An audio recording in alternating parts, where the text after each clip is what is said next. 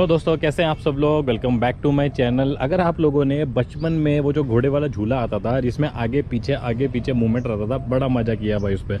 और अगर आप लोगों ने रॉकिंग चेयर झूली होगी तो उस पर बड़ा मजा आता है। लेकिन अगर यही मजा आपकी कार आपको दे, मतलब बैठे बैठे आपको ऐसा लगे कि आपकी गाड़ी जो है आइडल कंडीशन में शेक कर रही है, मतलब हिल रही है, आपको झूले जैसा आनंद दे रही है, बट वो उस टाइम पे मजा नहीं आएगा भाई। उस टाइम पे हो जाएगा दिमाग खराब कि ये जो मेरी गाड़ी है इतना वाइब्रेट क्यों कर रही है, इतना शेक क्यों कर रही है। तो आज की इस वीडियो में हम लोग ऐसे 5 इंपॉर्टेंट और बेसिक पॉइंट डिस्कस करेंगे जिसकी नॉलेज हमें होना बहुत जरूरी है। अगर हम एक बार खुद उस चीज को चेक कर लेना तो फॉल्ट जो हो सकता है मे बी हमें मिल जाए, राइट। तो वीडियो स्टार्ट करते हैं। अगर आप लोगों को वीडियो पसंद आती है तो please video like share, channel को सब्सक्राइब आप जरूर कर लें। सबसे पहले जो पॉइंट है वो है स्पार्क प्लग। अब उसके लिए मेरे को इंजन का जो हुड है वो खोलना पड़ेगा। दोस्तों इंजन हुड खोल दिया है। सबसे पहला पॉइंट हमने जो डिस्कस किया था वो किया था स्पार्क प्लग। अब ये गाड़ी है 3 सिलेंडर, इस 3 सिलेंडर के अंदर होंगे हमारे 3 आपके स्पार्क प्लग, ठीक।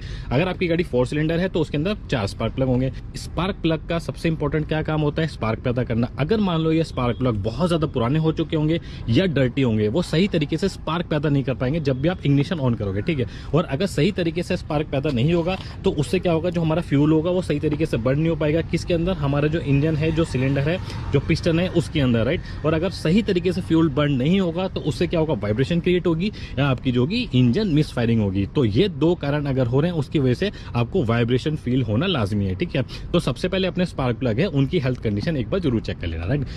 दूसरा इंपॉर्टेंट रीजन होता है, ये जो हमारा इंजन होता है ना, ये किसके ऊपर बिठाया जाता है, ये बिठाया जाता है इंजन माउंट, इसको बोलते हैं इंजन माउंट, ठीक है।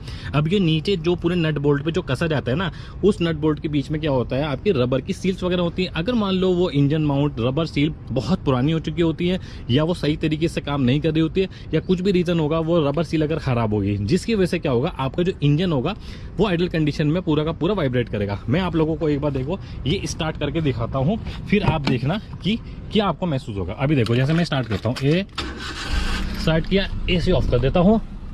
अब आप देखना, अब थोड़ा बहुत आपको ये वाइब्रेट होता हुआ नजर आ रहा होगा, अगर कैमरा जस्टिफाई कर रहा होगा। ये देखो इस एंगल से भी दिखा देता हूँ, यहाँ से भी देखो आप, ये देखो। अब ये वाइब्रेट जो कर रहे हैं ना, ये इसके नॉर्मल आरपीएम पे इतना करेगा, राइट। लेकिन अगर आपका जो इंजन है वो मिसबिहेव कर रहा है, बहुत ज़्यादा वाइब्रेशन क्रिएट कर रहा है, आपको अंदर अगर फील हो रहा है, तो आपको एक बार अपने जो इंजन माउंटिंग पैड हैं, जो रबर की जो सील मैं बता रहा हूँ, वो एक बार चेक करवा लेनी चाहिए। वो भी रीज़न हो सकता है जिसकी वजह से इंजन अगर वाइब्रेट कर रहा है तो आपको कार डेफिनेटली अपनी शेकी जो है फील होगी, राइट। तो तीसरा पॉइंट डिस्कस कर लेते हैं। ये जो आप बेल्ट देख रहे हो इसको या तो हम सर्पेंटाइन बेल्ट बोल सकते हैं या कई लोग इसको वी बेल्ट भी बोलते हैं, ठीक है। अब ये जो सर्पेंटाइन बेल्ट है ना, इसके ऊपर मैंने एक डेडिकेटेड वीडियो बनाई है, बहुत अच्छा रिस्पॉन्स है, आप जाके देखना उसके क्या क्या यूज होते हैं। शॉर्टकट में बताता हूँ, अगर ये बेल्ट आपकी बहुत ज्यादा वर्न आउट हो चुकी है, पुरानी हो चुकी है, या इसके जो ये थ्रेड्स होते हैं ये खराब हो चुके होते हैं, या ये आधी कट चुकी होती है, तो क्या होगा, ये सही से काम नहीं कर पाएगा। और अगर ये बेल्ट सही से काम नहीं कर पा रही है, इससे कनेक्टेड जितने भी आपके पावर स्टीयरिंग होंगे, आपका फ्यूल जो पंप होगा, और भी जो कंपोनेंट होते हैं, कंप्रेसर होते हैं, आपका जो एसी कनेक्टेड होता है, फैन कनेक्टेड होता है, वो सही तरीके से अपने आरपीएम पे काम नहीं कर पाएंगे, क्योंकि उसकी जो पल्सेशन होगी वो खराब हो चुकी होगी, सही तरीके से उनको पावर नहीं दे पाएगी, जिसकी वजह से क्या होगा, पल्सेशन के कारण क्या होगा, वाइब्रेशन क्रिएट होगी।